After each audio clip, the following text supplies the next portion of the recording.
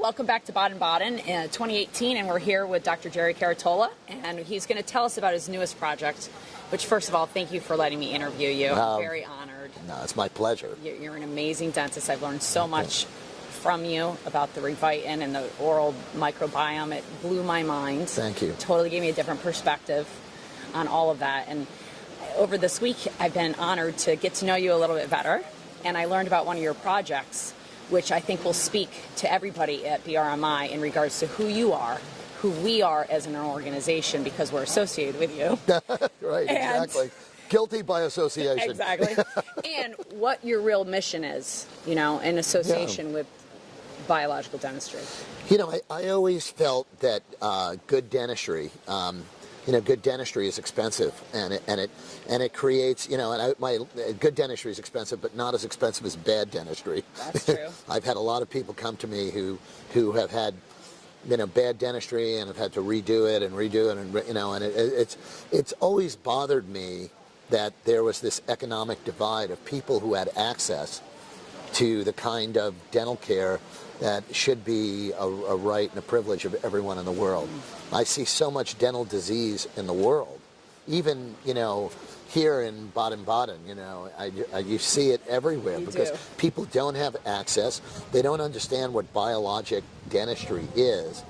And I was drawn to the poorest of the poor in India, in an area of Andhra Pradesh that's known as Nathravaram, and it was a former chaplain of General Wesley Clark's army, an Indian man who came to the United States, got 2 doctorates and a master's, and became a theologian, and actually became a Christian and a theologian, and he became the chaplain of one of the largest armies in the United States under General Wesley Clark.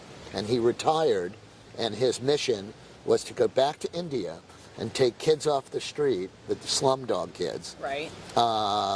And they were orphans, and actually give them a home, educate them, teach them English. And I went to visit there a number of years ago, and I realized they had no access to any health care. They had a little medicine room, and that was it. And we went, and we are now in the process of building an entire medical dental hospital, which will do 3 things. It will bring student dentists from New York University and other schools in the United States there to work hand in hand with Indian dental students, Indian student dentists, and definite supervision by licensed doctors in the United States and India. But there'll be this great collaboration in a clinic that can impact 250,000 people in this area that never would have seen this before. It will enable this region to get desperately needed healthcare, but it'll bring, there's such an important part of giving back is a big motivation, but really part of that giving back is giving to each other, and we kind of, I feel there's a real blessing and a beautiful love energy exchange when you're working hand in hand with people who have the same occupation on the other side of the world. So there's that. And then finally, we can bring bioregulatory medicine and dentistry and teach it in a part of the world that never would have gotten this, that's been dominated by really unhealthy and unsafe healthcare practices, even in the wealthier areas. So we're going to go to the poorest of the poor and create an incubator where bioregulatory healthcare can be done, and it'll be I think, and I hope that this will extend, you know, across a broad divide there, and generations of people will be helped. So these poor people in India that you've selected are going to get better dental care than pretty much 90% of the people that live in the United States, in the wealthiest country in the world. And the irony of that is beautiful. The irony of that is I remember being on a trip and being in the middle of China, where they had, you know, they had hand carts and all, but they had a cell phone. And I couldn't even afford a cell phone at that time. Right. Back, you know, 20 years ago, it was like, they had like the, you know, so if you look at like how mobile technology jumped over landlines and things in parts of the world that were far less developed.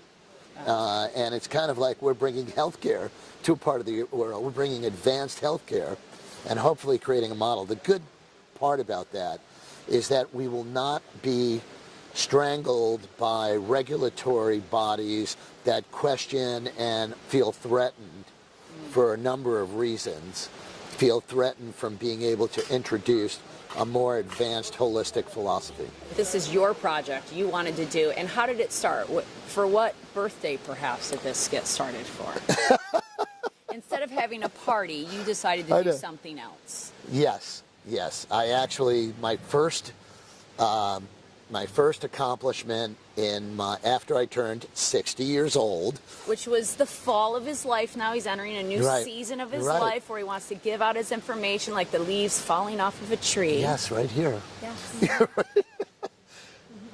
60 in Chinese culture is considered the midpoint. Yes, because we're supposed to live to be 100. And it is the most important birthday in Chinese culture. Yeah, they celebrate the first birthday, 10th birthday, but 60 is considered the completion of one of two cycles of your life, right? There's 12 signs, and then there's 6 elements, and 5 elements? 5 elements, sorry, 60. There was a 6 in there. There's 60. 5 times 12. He really does. So I do know.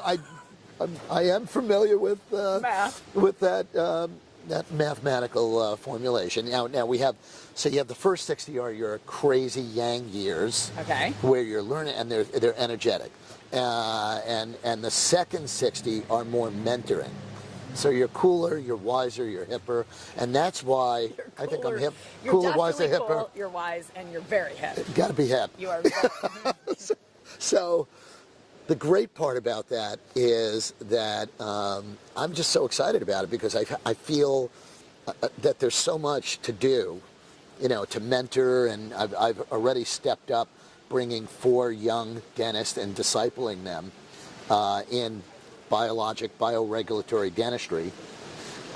That's the first thing. But the second thing was going to India and cutting the ribbon on this building and getting that Hopefully we going. can show them that picture because you let all the kids help you hold it. It was I had so the kids cute. hold up my arms and cut they it. had T-shirts on that say your name. Well, I was doing a benefit, and it's one of the pictures with the kids with the T-shirts. I was doing a benefit in New York at a spin studio because I said, well, it's the completion of my first cycle of life. Right. So it said, happy birthday, Dr. Gerry, Spin Doctor. Spin Doctor.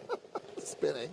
And it's completing that first cycle of life. So when I think about it now, I look at even like I had a nice conversation with Thomas Rao today, and we were talking about at this stage in our life, we love to teach. We want to be teaching more. We want to be mentoring more. And this man was, 20 years ago, he was definitely ahead of his time. Absolutely. And so I feel that there's some, recognition and respect for someone who continues to want to pass down to others that are other practitioners now who are coming into their prime. And thank you so much for all the sharing of your wisdom, but mostly, really, congratulations on your clinic. Thank you. What a beautiful place you're at in your life. Thank you. Those people in India are just so lucky to be able to have that opportunity. I'm trying to learn to sing in Hindi. Oh, good, because he's an amazing singer. Thank you so much. I've learned to sing in Indian.